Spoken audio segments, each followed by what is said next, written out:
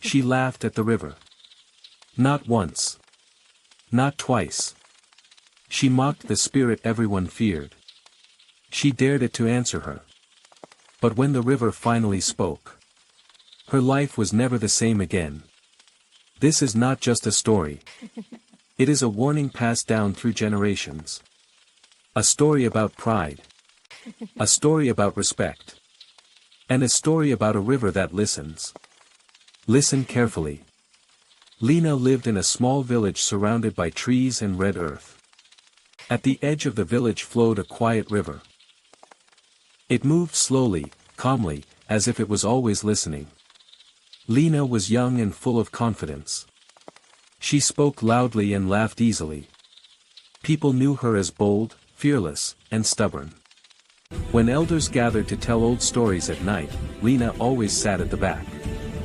And whenever they mentioned spirits or unseen forces, she laughed. "These stories are for children," she would say. "I believe only in what I can see." The villagers called the river the Listening River. They believed a spirit named Aru lived within its depths. They said Aru was not cruel. But Aru was proud. If you fetched water with respect, the river never dried. If you spoke kindly, your crops grew well. But if you mocked the river, trouble always followed. When Lina heard this, she laughed louder than before. "A spirit in water?" she said.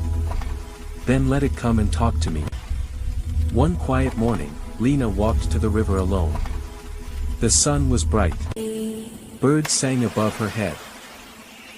She stood at the riverbank and shouted insults. She called the river foolish. She threw stones into the water and laughed as they sank. At first, nothing happened. The river stayed calm. Then suddenly, the water rippled in a strange way. Not like wind.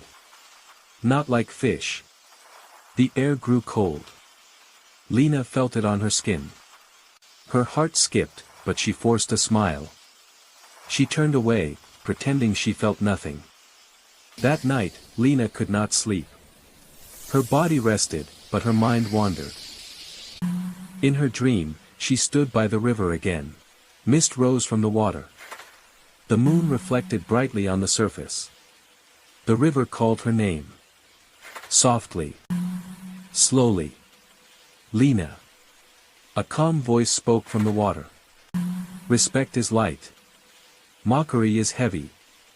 Lina tried to run, but her feet would not move.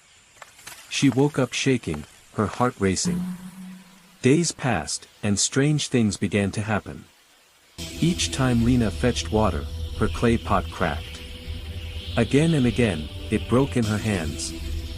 Her crops near the river turned yellow and dry. But her neighbors' farms remained green and healthy. People whispered her name. Lina heard them, but refused to listen. "This is just bad luck," she said. Yet deep inside, fear was growing. Anger replaced fear. One evening, Lina returned to the river. She shouted louder than before. She blamed it for her suffering. Suddenly, the water began to move.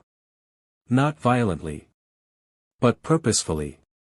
A calm voice rose from the river. "You called. Now I answer." The ground felt heavy beneath her feet. Lina fell to her knees, trembling. The river went silent again. But the message was clear. Terrified, Lina ran through the village. Tears streamed down her face. She went straight to Grandma Rose, the oldest woman in the village. Grandma Rose listened quietly as Lina cried and spoke. When Lina finished, the old woman nodded slowly. "The river does not want fear," she said. "It wants respect. You mocked what you did not understand." The next morning, Lina went to the river alone. No laughter. No pride. She bowed low before the water. Her voice shook as she spoke. She apologized for her pride. Not for the trouble, but for her disrespect. She placed flowers gently on the water. And waited. The river flowed calmly, as if it had heard her. Days passed again. But this time, things were different. Lina's pot stopped breaking. Her crops grew green and strong. More importantly, Lina herself changed. She spoke less and listened more. She walked gently near the river. She taught children to respect what they do not understand. Years later, Lina became an elder herself. Her laughter softened. Her words carried wisdom. She told children her story under the trees by the river. And they listened carefully.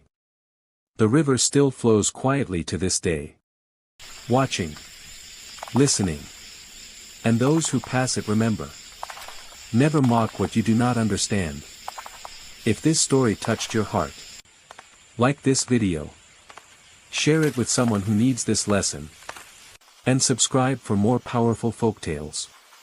Tell me in the comments. Do you believe some places listen when we speak?